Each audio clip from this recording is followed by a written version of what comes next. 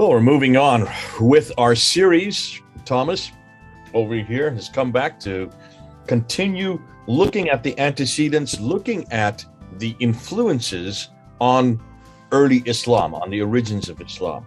Now, up to now, what Thomas has been doing, he's been walking us through not only what was happening in the East, but also what was happening in the West. And he's been showing how in the East, in Persia, there was a whole soup, a mixture of many different types of Christianity, both anti-Trinitarian and Trinitarian.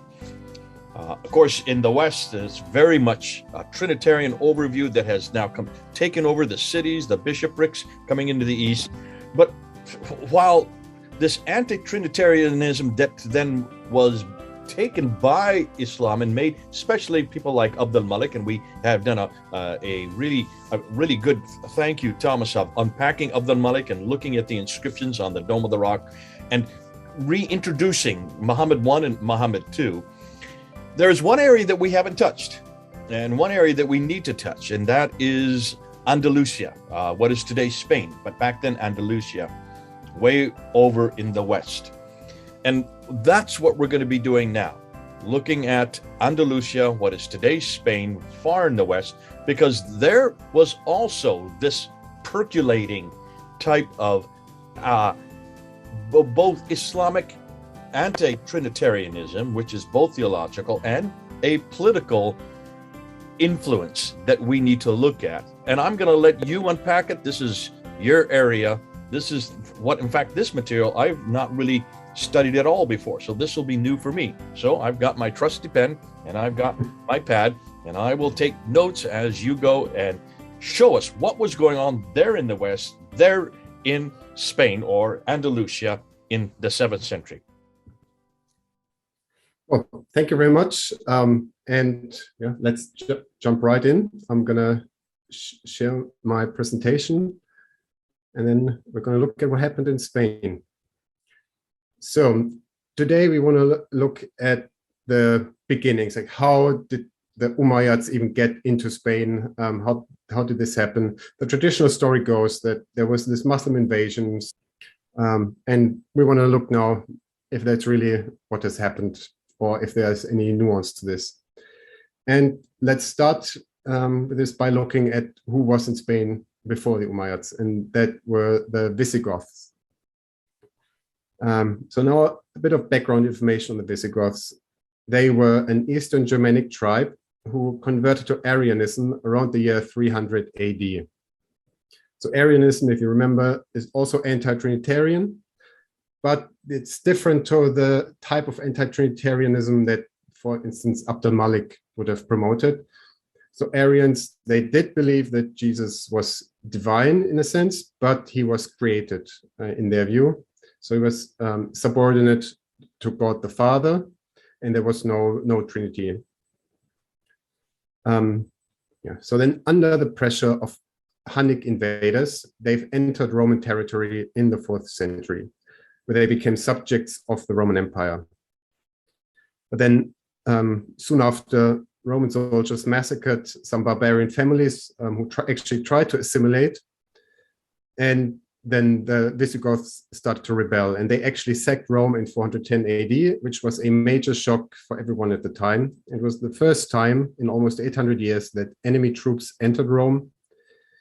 And they also plundered the city. And among other things, they actually took all the treasures from the Jerusalem temple, which Titus plundered in 70 AD. And they took it with them. The Visigoths then roamed through the Roman Empire, but eventually settled in what is today southern France and Spain.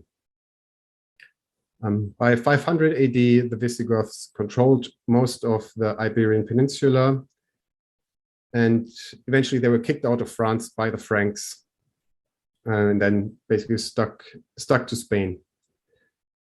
In Spain, however, because it was part of the Roman Empire before, the clergy was mostly Catholic. But also within the populace, there were deep sectarian splits. So even centuries later, Charlemagne, the Frankish emperor, he fought adoptionist heretics in northern Spain. All right, so let's do another quick jump. So in 589 AD, King Recared I convert to Catholicism. And with him, like the inner circle, like the high nobility basically converted to Catholicism. And they did it mainly for political reasons. At least that's what most historians think. So they need the clergy on their side. And they also wanted the approval of the Byzantine emperor in order to gain legitimacy as kings of Hispania. But most of the, at least many of the Arian nobility didn't like this, and there were immediately uprisings. And from this time on, there was basically constant civil war going on in Spain. I mean, it was back and forth. It typically happens like this. There's a new king, he gets assassinated, somebody else comes in. He is now a strong king, but as soon as he dies, there's another civil war. New king comes in, he gets assassinated, and so on. So it was like constantly a civil war from this point on. Just so I'm clear, there really was this. Thomas, just so I'm clear, you're saying that the nobility. So these are the Visigoths who are Arian in nature. They're now in Spain, and when King Recared I becomes a Catholic, these Visigoths are the ones that rise up and attack him because they're still Arian. Exactly. So there are some of the nobility follows his lead and joins and converts to Catholicism, but not all of them. And we really see this viciousness between those factions. It's probably not the only reason why they're fighting constantly, but they're definitely fighting constantly.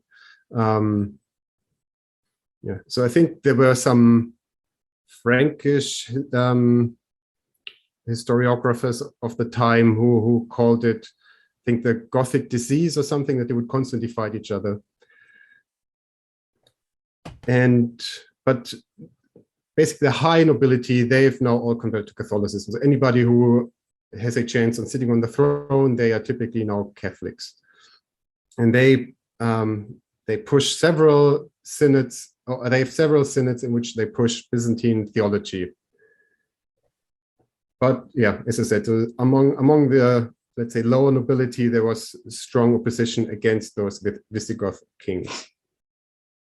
Right now we have to take a look at the east, what was going on there. I mean, we've already looked at this before, but now I want to look in particularly at the Ibadi tribe. Some of the Ibadi tribes have already converted to an anti-Trinitarian form of Christianity by the 400s. So, for example, we know about the Tamim tribe, which is a very prominent tribe among the Ibadis. But we also know that the Ibadis were successful merchants, so they lived in Christian communities in Northern Africa. Now, this map you probably remember. This is during the war between the Byzantine Empire and the Sassanid Empire. And here now we are specifically looking at these Ibadis. And they came in large numbers into North Africa as auxiliaries of the Sassanid army. And then many of them just stayed there once the Persians retreated. And then in Africa, they would then later join the troops of Muawiyah and Abd al-Malik a generation later. So now these anti-Trinitarian Ibadi Christians, they were instrumental in the conquest of Northern Africa, which took place from around 660 to 700 AD. And they spread their anti-Trinitarian religion among the Berbers. And you can see the Berbers here on this map. They are highlighted in orange as well. Now the Berbers, they were already, or at least a lot of Berbers were already Christians under the Roman rulers or the Byzantine rulers. But when the Ibadis came in, they spread their religion. And typically how this works is the Berbers, they were a tribal society. So you would go to the tribal leaders and then more or less make them convert, and then the whole tribe would convert.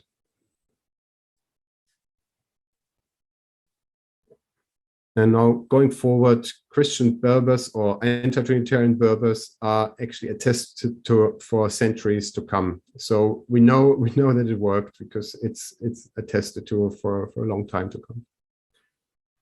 Right, now back to Spain.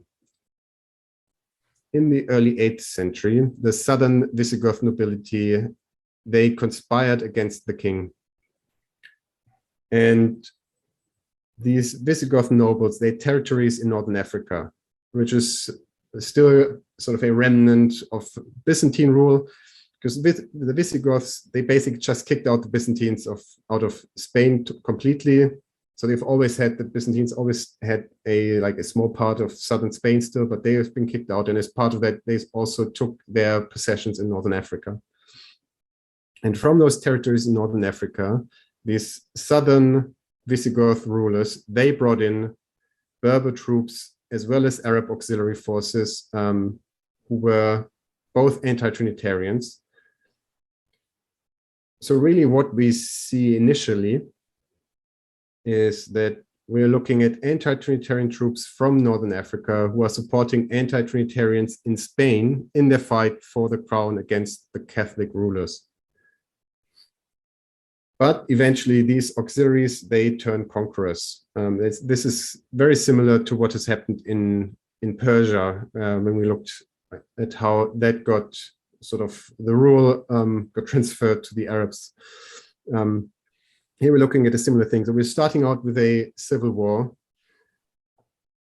Arab mercenaries now come in, and eventually they become the strongest group in the country, especially once these Umayyad forces under Musa ibn Nusayr enter Spain. So we don't know exactly why they do this. My best guess is they probably, the Umayyads, they saw their chances. They saw that Spain was basically there for the taking. So they took a force, moved into Spain, and they knew the Berbers were basically their subjects, so they would have to fall in line. And then quickly, there was nobody else there who could really project power as the Umayyads could. Now, this conquest took from 711 to 718. And I'm comparing the story I just told you again to this, to the traditional story, that there was just this massive conquest, not starting with a civil war, but just an outright conquest. And for that, really, this time span is relatively short. It's not unheard of, so it's plausible or possible that could have happened, but it is quite short because deploying troops, besieging cities, managing logistics, securing food and all that, it usually takes time. Then campaigns are usually done in the summertime. Thomas, but what's more, yes? Thomas, just in the standard Islamic narrative, it is very clear that all of this conquest happens during the Rashidun period, right across North Africa, all the way into Spain, which goes against what we're seeing historically, because you're saying now the Rashidun period goes from 624 up into 661, but you're saying, no, this all happened in 711 to 718, much, much, much later. Yeah, well, I mean, that's not even debated anymore in like among historians. So the question is, was it a conquest or did it start out as a civil war? But nobody believes that it happened during the Rashidun period. See, that's significant because this is, again, another nail in the coffin of the standard Islamic narrative. Can you see, in almost every case, when you look at the history, and we've asked you to do this, we've asked all of our sin sifters to do this, when you look at the history that's on the ground, that also confronts completely the narrative that all Muslims have been taught. That there was, and even when I was in seminary, I was taught this in seminary, that the Christians there welcomed the Umar and not Abu Bakr, but Umar and Uthman. They welcomed them with open arms because they saw them as almost saviors from the heinousness of Rome, what was happening up in Rome. And so this is fascinating. What you're saying, this had nothing to do with that early. It happened much, much longer period, and especially in a completely different century. So I mean, here that's really not even a debate anymore. So that's totally agreed upon 711 to 718 sort of is the time span we're looking at. Yeah, but now back to this short time span. So what is debated still is, yeah, was it an outright conquest, or did it start out with the civil war, as I've just explained? I mean, again, I think the majority of historians probably would say by now that it started out with the civil war. But the more they sort of incorporate the standard Islamic narrative into their interpretation of history, the more likely they are to think of it as an outright conquest. But what's quite atypical for a military conquest is also that we have very little evidence of destruction. So normally we would expect to see razed cities and plundered fields and yeah, villages that are deserted, all of that. We don't see any of that in Spain either. And the only explanation that is traditionally brought up for this is what by the people who think of it as a conquest is that the inhabitants of the major city just all fled into the mountains and left it to the invaders, which seems highly unlikely. Instead, when we actually look again at primary evidence like coins, once again, we see something similar than what we see in the Far East, or not in the Far East, but in the East. We see these local Visigoth rulers starting to mint their own coins, which again tells us they do not respect the central authority of the king anymore. And apparently they have the power now to ignore him. So obviously this is a clear evidence for uprisings and a civil war, because obviously at the same time the king would not allow them just to break off. So in fact, what is happening here is that the Umayyads, they gained power through alliances as much as through military victories. So they came in, they were now once they came in together with the Berber forces, they were the strongest power in Spain, and lots of local rulers, they saw their chances by switching sides. So we've had alliances between these Visigoths with the Umayyads, because they saw like more of an opportunity to live under these anti-Trinitarian Umayyads than under the Catholic king of the Visigoths. And then similar to what has happened in Persia, eventually these invaders became the dominant military power. Right? So the Berbers were brought in as auxiliaries for the rebellious Visigoths. When the king's Visigoth army was destroyed, only Berber forces remained, more or less. The Visigoth feudal lords made treaties with the Umayyads once they got involved, and then presumably got some political favors and concessions in return. But they also did it for religious reasons, because they were anti-Trinitarians, so they felt closer to the religion of these Umayyads than to the religion of the Catholic king. Well, now we are moving to the West. We're now looking really at what was happening in Andalusia, the Iberian Peninsula, Spain. And it's fascinating because you are bringing into and changing the whole timeline of what we now know, because the timeline I have always heard, and I think anybody who's listening would also assume this is really only the only timeline we've ever been given, and that is that all of Spain and Iberia welcomed the Muslims, and they were Muslims at this time, with open arms. This was all happening during the Rashidun period. This is happening during the time of 634 to 644 and 644 to 656. And so that by 656, when Ali comes to power and rules for the last 5 years before Muawiyah, those four rightly guided caliphs, they had controlled all of North Africa. This is what I've been told. This is what you've come up with. That's happening in the beginning of the 7th century. You're saying, no. Look and see what's going on the ground. It did not happen that quickly. It happened much more at a pedantic pace. And it was not a conquering. There was no conquering going on, is what I'm hearing you say. It actually... Well, eventually there was eventually there was, but it did start out as a conquest. It started out as a civil war with Arab auxiliaries and mostly Berber auxiliaries. Actually. Okay, well, what I mean is there's not much destruction going on. Whereas what I had heard, that this is, they went right across North Africa and they kind of destroyed the Christian church there. What we're not being told is that many of those Christians were not Trinitarian Christians at all. So you're bringing a whole nother area. This is something that I'm sure people are going to confront us with. I'm sure we're going to get some kickback on this because I've not even heard this. I assumed that this was all Trinitarian because this is where these are some of the great church fathers come from Carthage, come from this part of North Africa. The Ibadis were anti-Trinitarians, and they converted the Berber forces there. Yeah. And I would suggest possibly because this was not so much of a political conquest as what we've been told. It's much more of a theological control. And they've moved them from Trinitarian into anti-Trinitarian, was what you're saying. Yeah. And then they hook up then with the Visigoths who are anti-Trinitarian, who have been rebelling back and forth there in Spain. They're natural allies, aren't they? Because they're all anti-Trinitarians.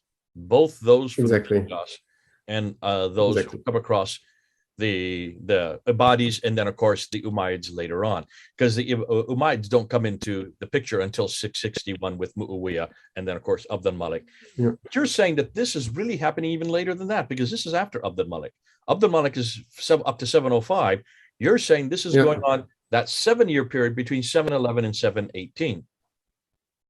Yes, that's well into the 8th century that this is happening. So, and it looks like it is not just a conquest, it is a political and theological overtaking and imposing, but maybe not so much a conquest like we've always assumed. Exactly. So it looks like there was a lot of alliances going on with local rulers against the king. And this was basically half the conquest was not a conquest at all, but was done through alliances. Okay, good stuff. This is exciting. All right. Let's see what people say. Do you agree? Are you going to, is this the history you're told? It's not the history that I've come up with. It's not the history that I'm familiar with. But what you have to ask is Thomas following that which is on the ground? Look at the coins. Do the coins seem to support him? Yes, they do. So that's why we need to start to reconstruct our whole historical context that's happening there in the 7th century and say, maybe we need to reassess everything we have been told, because this does stand against the standard Islamic narrative. This does stand against everything that I've grown up believing. But in many respects, I can see how this does make sense as well, because the Umayyads certainly after the Malik are anti-Trinitarian. We've already gone through that. We looked at the inscriptions. That the first Muhammad is not at all the Muhammad of the Islam, but he is another personage, a person, Jesus Christ himself, but in this case, a anti-Trinitarian Jesus Christ, nothing more than a human and nothing more than a prophet. Good. Listen, we're going to move into this. This is going to be the first part of the Spanish Inquisition. Let's do it again. The first part of this. I better be careful what I say from here on out, because if I say the wrong word, I'm going to get it in the neck. Not the Inquisition. This has nothing to do with the Spanish Inquisition. This is the first part of the looking at Spain, looking at Andalusia, looking at the Iberian Peninsula. Thanks so much, Thomas. Good to have you back on board, and we'll go right into the second part of Spain. Jay and Thomas, 4,000 miles apart. Over and out.